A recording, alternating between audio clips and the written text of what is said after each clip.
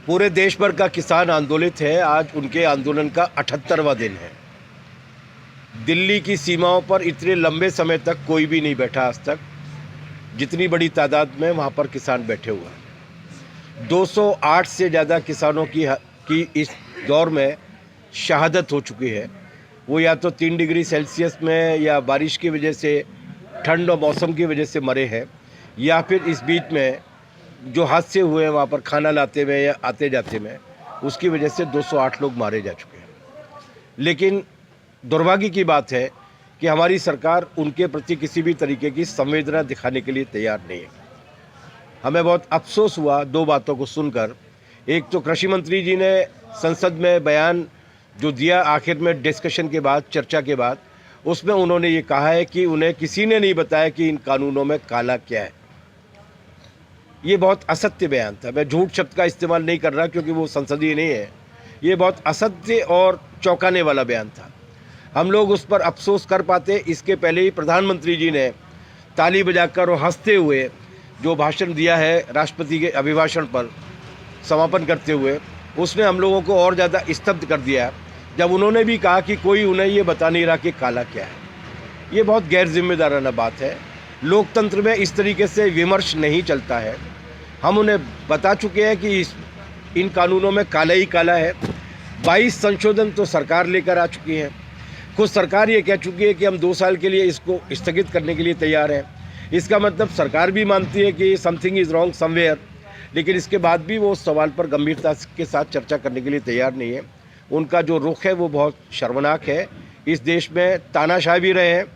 हम लोगों ने इमरजेंसी भी देखी है। बृहस्पति सिंह जी भी जेल में थे, हम लोग भी 20 महीने तक मिसाकी जेल में रहे।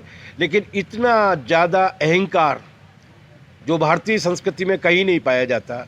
भारतीय संस्कृति की खास बात यह है कि इसने व्यक्ति पूजा का निषेध किया है, अहंकार का निषेध किया है। इतना अहंकार, वो भी अपनी ही जनता के प्रति, इसके पहले कभी नहीं देखा गया। देश भर में आंदोलन जारी है।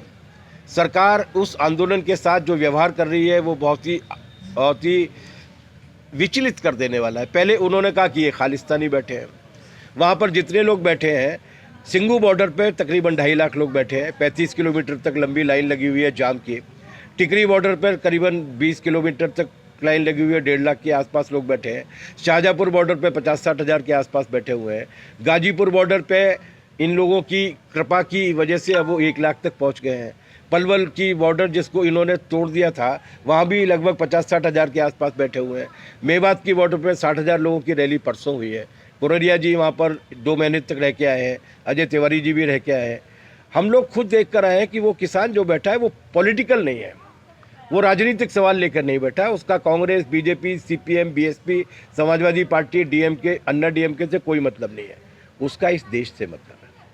इसलिए उन्होंने बहुत ही योजनाबद्ध तरीके से ये तय किया है। 3 काम उन्होंने किए हैं जो इससे पहले इस आंदोलन में कभी नहीं हुए।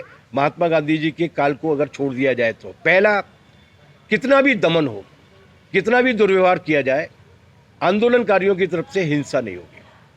उन पर आंसू गैस के गोले फेंके गए, उन पर पानी की बौछार की गई, लाठीचार्ज किया गया, लोग मरते रहे, उनकी लाश को वो लोग ले जाते रहे, लेकिन उनकी ओर से कोई कंकर भी नहीं फेंका गया। ये लाल किले की घटना आरएसएस और बीजेपी द्वारा सुनियोजित तरीके से किया गया एक कांड था, जिसे इस देश की जनता ने समझ लिया। मैं आपको बता दूं कि हम लोगों ने 5 बॉर्डर से रैली निकालने का फैसला लिया था। मेरी जेब में है वो मैं आपको दिखा दूंगा, जिसमें उन्होंने हमें 5 जगह की परमिशन दी थी। जो सिंघू बॉर्डर से 60 किलोमीटर की परिक्रमा करके लौटने वाले थे, गाजीपुर बॉर्डर से लौटने वाले थे, कोई भी बॉर्डर का ट्रैक्टर मार्च दिल्ली के, सेंट्रल दिल्ली के 20 किलोमीटर नज़दीक तक भी नहीं पहुंचने वाला था। अचानक रात को, 25 जनवरी की रात को, एक 6वें समूह को उन्होंने अनुमति दी, जो आईटीओ से होकर, सेंट्रल दिल्ली से होकर लाल किले तक पहुंचने वाले की परमिशन दी उन्होंने। और वही समूह था जिसने जाकर वहां पर उत्पात किया। उस समूह का नेता कौन था? उस समूह के नेता का नाम है दीप सिद्धू, जो गुरदासपुर लोकसभा सीट से भारतीय जनता पार्टी के प्रत्याशी, 2.5 किलो के बोझ, सन्नी देओल के इलेक्शन एजेंट थे, जिनके फोटो मोदी जी के साथ है। अमित शाह जी के साथ है।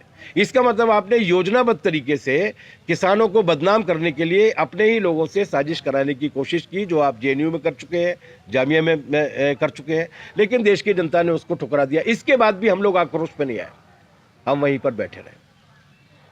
ये आंदोलन पूरे देश भर में फैले हुए। अभी हम लोगों ने ये तय किया कि हम महापंचायतें करेंगे और उन महापंचायतों से हमारा ये लक्ष्य है कि आने वाले 15-20 दिन में हम कम से कम 20 करोड़ किसानों की भागीदारी उस महापंचायत में कराएंगे, 20 करोड़ किसानों की। और इसीलिए हम गांव-गांव जाके 5 गांवों में, 50 गांव में, और अभी तक जितनी भी महापंचायतें हो रही हैं, मध्य प्रदेश में महापंचायतों का सिलसिला 3 तारीख से शुरू हो चुका है, जो पूरी की पूरी फरवरी तक चलने वाला है। हमें पूरा विश्वास है कि कम से कम 40-50 लाख के आसपास किसान सीधे शामिल होंगे उसके अंदर। ये राजनीतिक लड़ाई नहीं है, ये बहुत ही जायज नागरिक लड़ाई है जो देश की जनता को बचाना चाहते हैं। किसान की खेती जाएगी, किसान का व्यापार जाएगा, देश के नागरिक की थाली जाएगी, और केवल चंद 5 या 7 कंपनियों को मुनाफा होगा, जिनमें से एक अडानी की है, एक अंबानी की है, एक मॉन्सेंटो है, एक कारगिल है, अमेरिका की कंपनियां हैं। हम मोदी जी से प्रार्थना करना चाहते हैं कि राजनीति बाद में कर लीजिएगा, इस देश को बचाइए। देश का किसान इस वक्त देश की लड़ाई लड़ रहा है, इसीलिए हम राजनीतिक भेदभाव से ऊपर उठकर इसको केवल किसान संगठनों का आंदोलन बनाना चाहते हैं, और सारी राजनीतिक, सामाजिक, जन आंदोलन की शख्सियतों से अपील करना चाहते हैं कि इस वक्त वो आएँ। 2-4 महीने के लिए उनके झंडे अगर दफ्तर में रखे रहेंगे तो कुछ बिगड़ने वाला नहीं है। हमारा झंडा केवल एक होगा, और वो होगा राष्ट्रीय झंडा, तिरंगा झंडा, और उसके बाद किसान आंदोलनों के झंडे। कोई राजनीतिक झंडा नहीं है। हम इस लड़ाई को लड़ चुके हैं।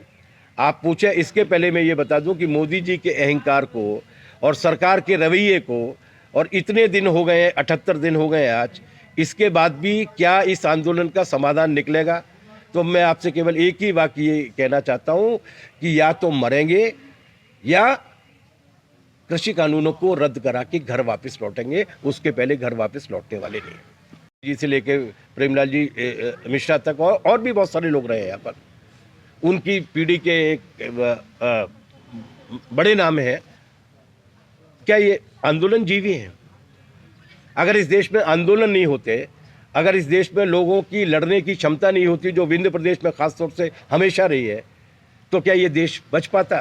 वो आंदोलन जीवियों का मजाक उड़ाते हैं। और मजे की बात यह है, आश्चर्य तो देखिए, हमारे यहाँ एक कहावत है, पता नहीं यहाँ है कि नहीं, कि सूप बोले तो बोले चलनी बोल उठी। वो नरेंद्र मोदी जो अन्ना हजारे के फ्रॉड आंदोलन की दुम पकड़ के दिल्ली की राजगद्दी में पहुंचे हैं, वो नीतीश कुमार जो एक नकली आंदोलन में, एक असली आंदोलन के नकली नायक थे, जयप्रकाश नारायण जी के आंदोलन के, वो सरकार में पहुंचे और अब वो बयान दे रहे हैं कि कोई आंदोलन करेगा, चक्का जाम करेगा तो नौकरी नहीं देंगे, ठेका नहीं देंगे। ये जो तानाशाही की बू आ रही है, उस तानाशाही को इस देश की जनता बर्दाश्त नहीं करेगी। तो ये दरअसल देश की खेती किसानी, देश की आत्मनिर्भरता और देश को संभावित गुलामी से बचाने का संघर्ष है जो किसान लड़ रहा है।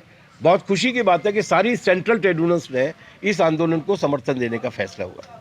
जिस दिन हम लोग दिल्ली में थे कोररिया जी के साथ ठंड में, उस ठंड में सबसे ज़्यादा आश्वस्ति और गर्मी देने वाली बात हमारे लिए ये थी कि जब हमको ये मालूम पड़ा कि सैकड़ों की संख्या में सीमेंट कारखाने का मजदूर भी किसानों के साथ में आकर बैठा है।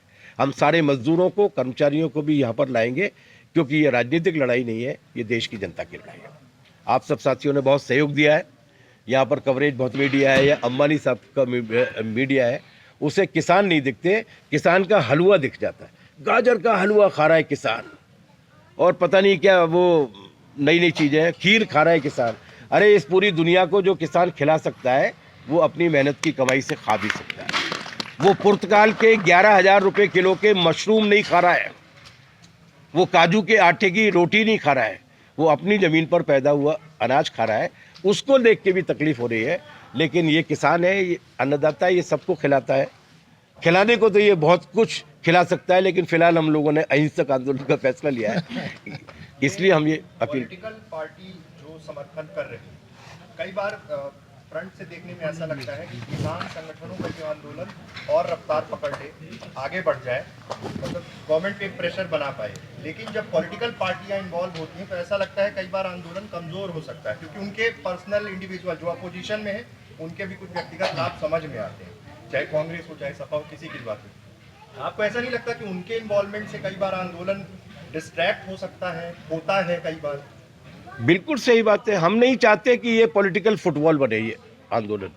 इसलिए जब दिल्ली में गाजीपुर पर हम लोगों पर हमला हुआ, उस वक्त जब दिल्ली के उप मुख्यमंत्री सिसोदिया जी वहाँ पर आए थे और उन्होंने कहा था कि हम पानी देंगे और ये देंगे, तब हम लोगों ने उनको कहा था कि आप जनता के बीच में बैठे रहिए, आपका स्वागत है। और उन्होंने जो भी बात बोली थी वो बिना माइक के जनता के बीच में से खड़े होकर बोली थी कि हम ये करना चाहते हैं। उसी तरीके से जयंत सिंह जी आए थे, तमाम सारे नेता आते हैं वहाँ पर धरनों पर, लेकिन मंच पर हम किसी को आने नहीं देते, क्योंकि हमें मालूम है कि एक बार अगर पॉलिटिकल पार्टीज मंच पर आ जाएंगी तो वो समस्या तो है ही जो आपने बोली है, लेकिन दूसरी समस्या ये है कि फिर मोदी जी का फुटबॉल गेम शुरू होगा और वो कहेंगे कि राहुल गांधी ने ये कर दिया और फलाने ने ये किया। हम इसको पॉलिटिकल मूवमेंट मानते ही नहीं है।